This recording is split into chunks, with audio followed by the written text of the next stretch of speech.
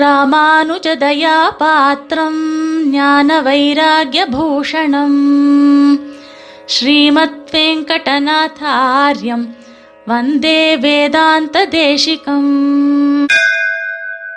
தேசிக பக்தாள் அனைவருக்கும் தாசனினுடைய சுப்பிரபாதம். இன்றைக்கு பகவன் நாம சங்கீர்த்தனத்தின் ஆவசியகதா என்பதை பற்றி சிறிது விசாரிக்கலாம். பகவான் உயர்ந்தவனா, அவனுடைய நாமா உயர்ந்ததா என்பதை பற்றிய சுவாரஸ்யமான பல விஷயங்கள் நம்முடைய பூர்வாச்சாரியர்களால், ஆழ்வார்களால், ரிஷிகளால், தேவாதிகளால் சொல்லப்பட்டதாக பகுமுகமான கிரந்தங்களிலிருந்து நமக்கு கிடைக்க பெற்றிருக்கின்றது. பகவான் உயர்ந்தவனா என்றால் அவன் பராத்பரன் உயர்ந்தவன் என்பதிலே எள்ளளவும் சந்தேகம் இல்லைதான். ஆனால் பகவான் செய்ய இயலாத சில காரியங்களை, பகவான் தானாக நேரடியாக வந்து பண்ண மாட்டாததான பல காரியங்களை அவன் நாமாவே சாதித்துக் கொடுக்கின்றது என்ற காரணத்தினால் அவசியமாக அவனுடைய நாமாவே உயர்ந்தது என்பதாக சித்தாந்தப்படுத்தி இருக்கிறார்கள் நம்முடைய பூர்வர்கள். இதை பெருமாளே கூட சாதித்திருக்கிறான். பாசி தூர்த்து கிடந்ததான அந்த பூமியை உத்தரணம் பண்ண வேண்டும் என்கின்றதான அத்தியுதமான ஆசையோடு எம்பெருமான் வராகாவதாரம் எடுத்து உள்ளே செல்கிறான். அந்த பிரளயார்ணவத்துக்குள்ளே இருக்கக்கூடியதான ஒரு பந்து போன்று இருக்கக்கூடியதான பூமியை தன்னுடையதான கோரை பற்களின் மூலமாய் உத்தரணம் பண்ணான். அந்த பிராட்டியும் தன்னை உத்தரணம் பண்ணுவதற்காக ஒரு அவதாரம் பண்ணி இருக்கின்றானே என்கின்றதான மகிழ்ச்சியினாலே அந்த முற்பற்களிலே உட்கார்ந்தவளாய் பிராட்டி தன்னுடையதான திருக்கைகளை எம்பெருமானுடைய கழுத்திலே இட்டு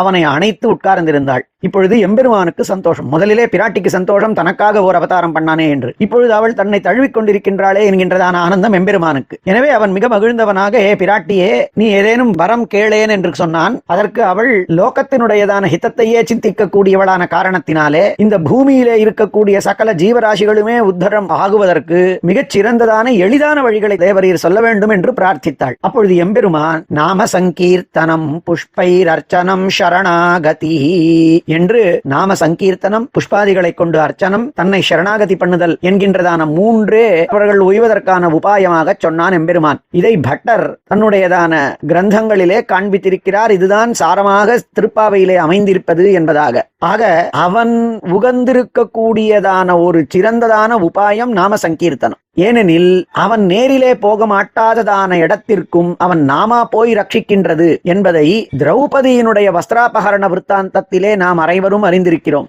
ராஜசபையிலே மகாராஜாதிராஜர்கள், மகாரதிகள், அப்படிப்பட்டதான வீராதி வீரர்கள், தன்னுடைய பதிமார்கள் அத்தனை பேரும் இருக்கக்கூடியதான இடத்திலே அவள் ஹே கிருஷ்ண துவாரகாவாசின்னு குவாசியாதவநந்தனா இமாம் அவஸ்தாம் சம்பிராஹப்தாம் அநாதாம் கிமுபேக்ஷசே என்று தன்னை அநாதையாக சொல்லிக் கொண்டாள். பஞ்சநாதர்களை கொண்டதான அவள்.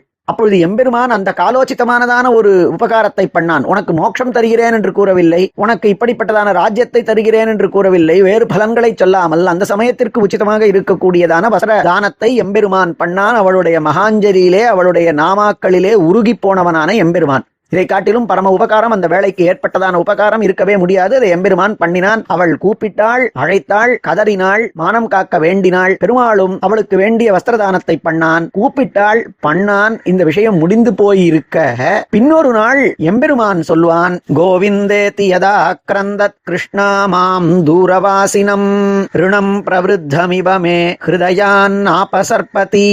அன்றொரு நாள் சபையிலிருந்து என்னை கோவிந்தா என்று மகாஞ்சலி பண்ணி உறக்க அழைத்தாளே எங்கோ இருக்கக்கூடியதான என்னை, அந்த கதறலுக்கு நான் இன்னும் கடன்பட்டவனாகவே இருக்கிறேன் என்றான். கடன்பட்டவனாக இருக்கிறேன் என்று மாத்திரம் சொல்லாமல் அதற்கு கடன் வளர்ந்து போய், வட்டியோடு வளர்ந்து போய் அதை அடக்க மாட்டாமல் இருக்கிறேன் என்றான். வேளையிலே காப்பாற்றி அவளுக்கு வஸ்திரதானத்தை பண்ண எம்பெருமான் அவள் கூப்பிட்டதான குரலுக்கு தான் நேரிலே வந்து ஒரு உபகாரம் பண்ணவில்லை என்றோ, அந்த ஆர்த்தியோடு, அவளுடைய அந்த ஈடுபாட்டோடு அவள் அழைத்ததற்கு வெறும் வஸ்திரம் அல்லவா கொடுத்து ஏமாற்றி விட்டோம் என்கின்றதான எண்ணமாம் பெருமாளுக்கு. அதனால் அவன் கடன் பட்டிருக்கிறானாம். ரிணம் பிரவருத்தம் இவமே, என்னுடைய கடன் வளர்ந்தது போலவே நான் எண்ணுகின்றேன். அது என்னுடைய ஹிருதயத்தை விட்டு அகலவே இல்லை. ஹிருதயான் நாபசர்பதி.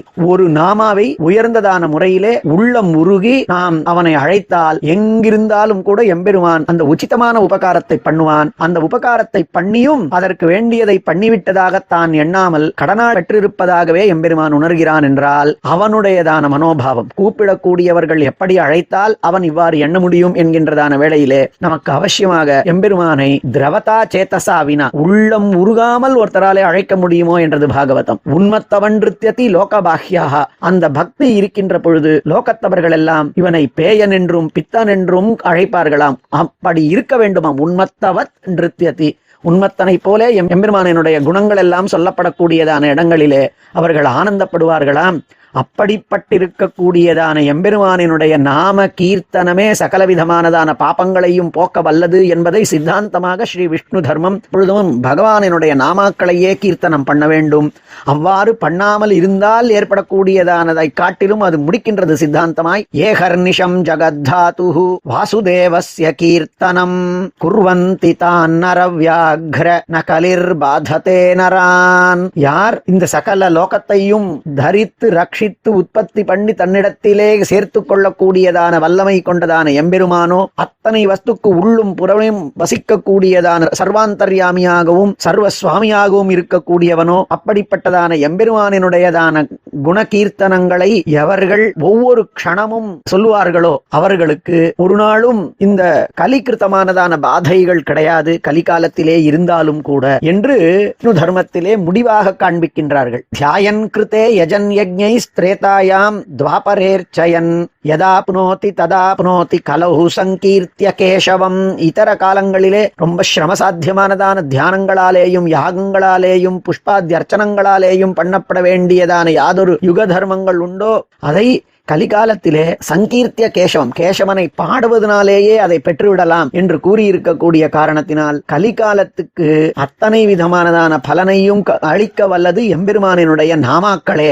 எம்பெருமான் வருவானா தெரியாது, அவன் நாமாவின் மூலமாய் நிச்சயமாக நம்மை ரட்சிக்கின்றான். எனவே இந்த கலிபாதகமானதான இந்த நாமாக்கள் நம்மை பரம்பரையாக நல்லதுகளிலே மூட்டிவிடும். இதைத்தான் நீ நாமம் கற்ற ஆவலிப்பு என்றார். அத்தனை விதமானதான யம பட்டர்களினுடைய தலைகளிலேயும் தன் காலை வைத்து வெற்றி களிப்போடு ஆனந்த நர்த்தனம் பண்ணுகிறாராம் தொண்டரடிப்பொடி ஆழ்வார். ரங்கநாசன் அப்படி மகிழ்ந்து ஆஹா நம்மை பற்றி உயர்ந்து பேசப் போகிறார் என்று இன்னும் கொஞ்சம் ஹிருதயத்தை நிமிர்த்திண்டு உட்கார்ந்துட்டானா. அவர் நேரடியாக நீ எதுக்கு வெறும் யமபட்டாள ஜெயிப்பதற்கு ரங்கநாதா, நீ எதற்கு, உன் நாம போராதா என்று நீ நாமம் கற்ற ஆவலிப்பு, உன்னுடைய நாமாக்களை பெற்றிருக்கிறோம்ங்கிறதான கர்வம் எங்களுக்கு இருக்கிறது, அந்த ஒண்ணுமில்லாத யம பசங்களை எல்லாம் நாங்க துவம்சம் பண்ணிவிட மாட்டோமா என்றார்.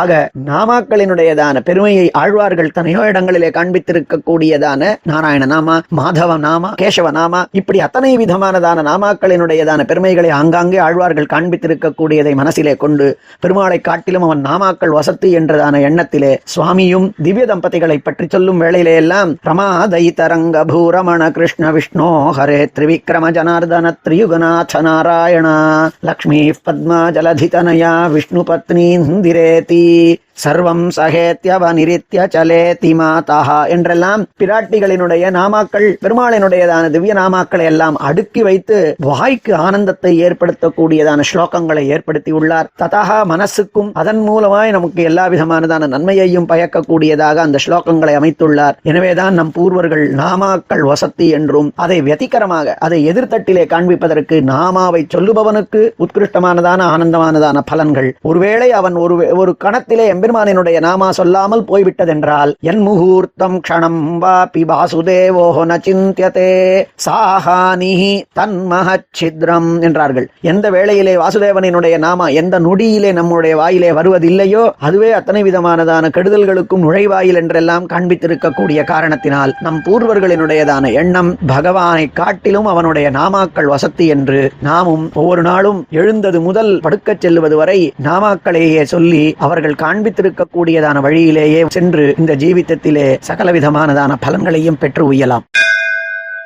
கவிதார்க்கிக சிம்ஹாய கல்யாண குணசாலினே ஸ்ரீமதே வெங்கடேஷாய வேதாந்த குரவே நமஹ.